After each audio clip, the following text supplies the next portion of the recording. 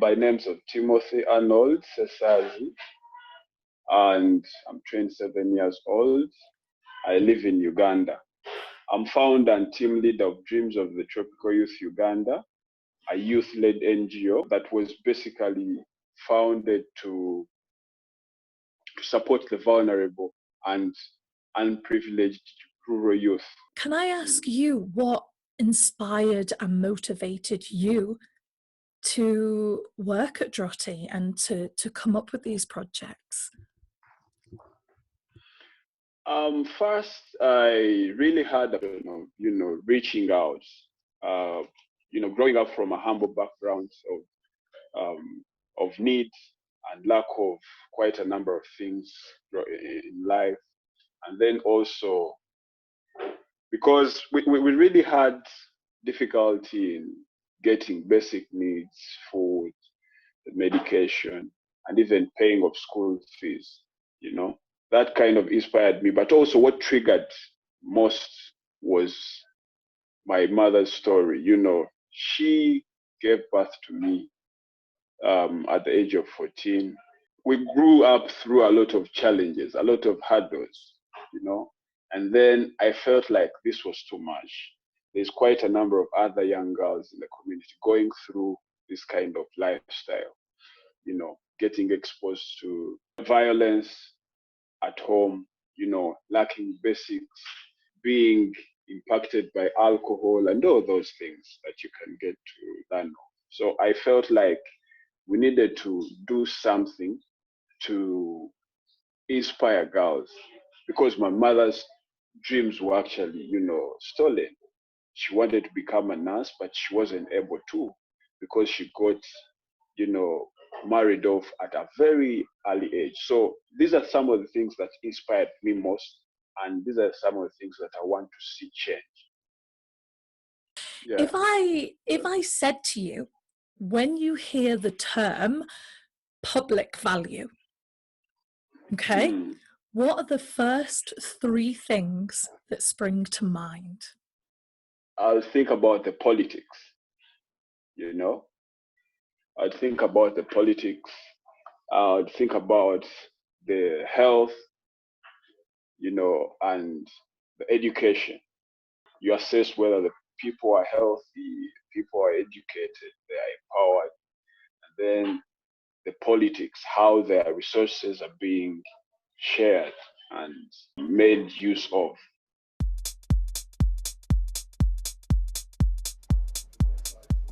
For me, if I'm healthy, if I'm feeling happy, if I achieve my set targets and goals, and also if I have a purpose of life and I'm mentally well, that's what I would take for good personal well-being.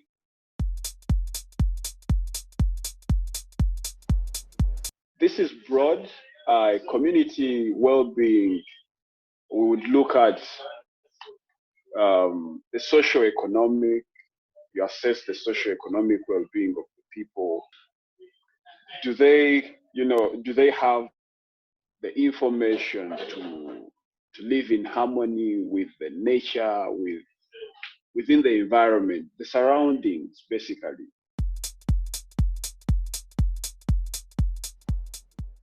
Good governance. That's the one thing that we really need. We need a set of leaders that can use their leadership skills to transform the lives, to transform communities. All the challenges that we have will all be washed away if we have access to good governance. That's what I feel. So how long do you think your country would need to achieve that state of well-being? This is a tricky question. But I think if we have some good time to prepare ourselves for people to appreciate who we are, first of all, understand who we are and where we want to be as a country, having that first step will enable us to know where we want to go. So that really needs time. That's not for me to say, but in my thinking, we need probably more than 50 years. Who knows? I don't know, but we need some time. Yeah.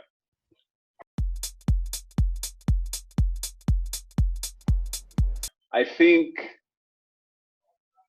we need to appreciate the diversity of humans, the diversity of people, because globally we come from different countries, different cultures, different backgrounds. There's quite a lot of diversity. So to achieve the sort of well-being that we need so that we can live in a peaceful world, we need some kind of, having that in mind, appreciating difference. We put the diversity at the back, know what people's ideas are to life and approach to life, and then what can we do to move forward and to live peacefully and in a more friendly environment.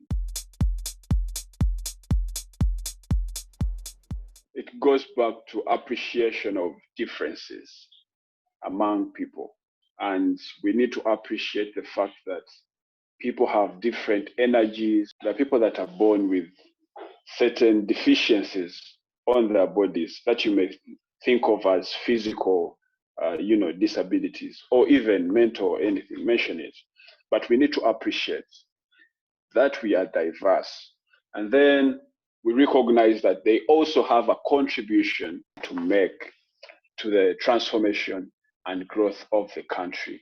So, by doing that, I think we can have respect and are thinking that everyone is useful and can add a contribution to what we want to achieve. Looking at the statistics that we had and now have, we are seeing more people becoming vulnerable. More people are going to drift into poverty and a state of lack and a state of helplessness and a state of not being able to make decisions about their lives because of the vulnerability. The worst possible scenarios is for Uganda probably is not learning from experience and doing the same kind of thing, expecting different results. Because we need to learn from what we do and then know how we can do better, moving forward.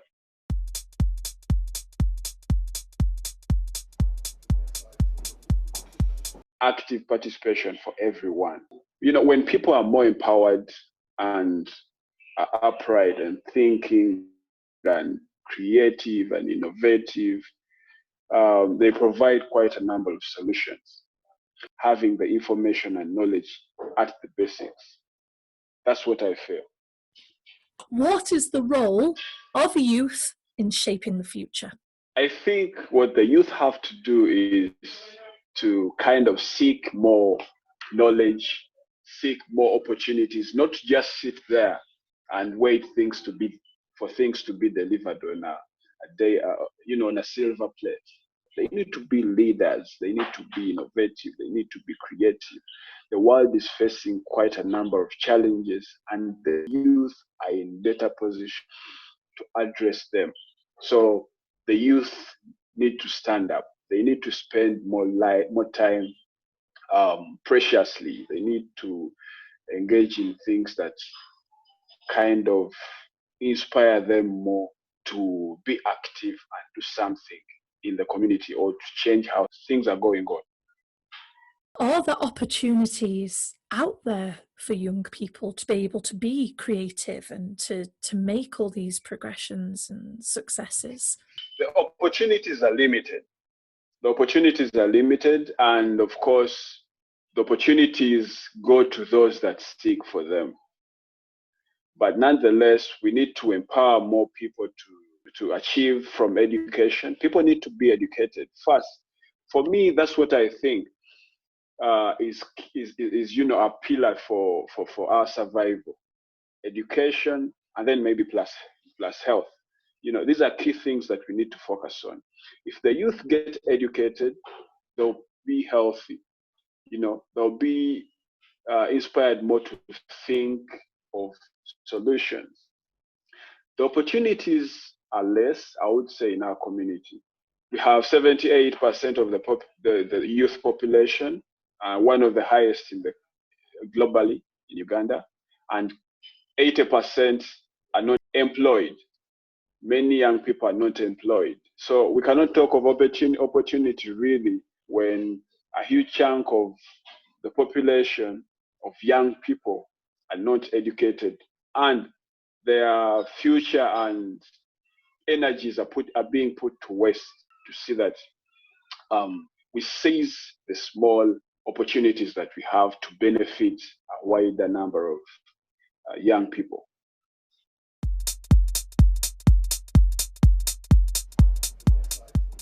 I think being a player in the civil society, our role is to provide opportunities to bring about community connectedness for collective action and articulate demands and voices that concern various levels at which people are. So we need to continue doing what we do, bring about the connectedness, mobilize people to come out, to stand up to what they believe, to have their voices heard.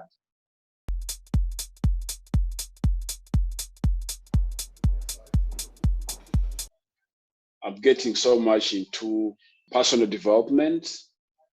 I enrolled for a course, project planning and management, and that would be my postgraduate diploma. That will be complete next year. And of course, I'll keep on, striving to achieve more education. Given the opportunities, we would like to see an organization that is really out there in the community, supporting and reaching out to many people. We want to see that we inspire meaningful youth participation in our community. And Timothy, do you feel listened to by older generations? We do not actually feel listened to. We need more engagement, multi-demographic kind of conversations with the older people so that we come together and make meaningful conversations. We have a discussion to see how best we can move forward. That's what I think needs to be done.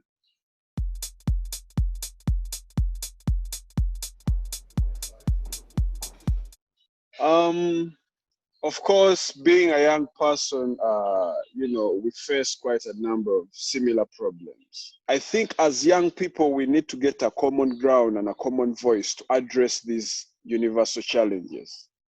Yeah, because they affect every young person across the globe. So whether Europe, whether Africa, America, young people are facing cases of sexual violence, domestic violence.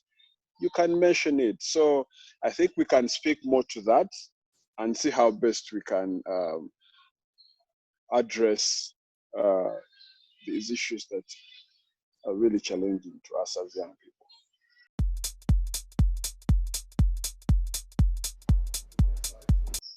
I think we need to be listened to as young people. Our voices need to be heard and our challenges need to be addressed. We need to see more of action from the stakeholders. Give us a platform, get to a round table, and then we discuss the way forward. Older people have quite a number of experiences, and we, the young people, are naive, and we are trying to kind of get into the world, find out, adventure more, and find out what works. So it's very important that we come to the table so that the experience is shared. It's more of like a synergy. I think meaningful intergenerational dialogue could be a key player to change how things really work out. It could be a key change game player, indeed.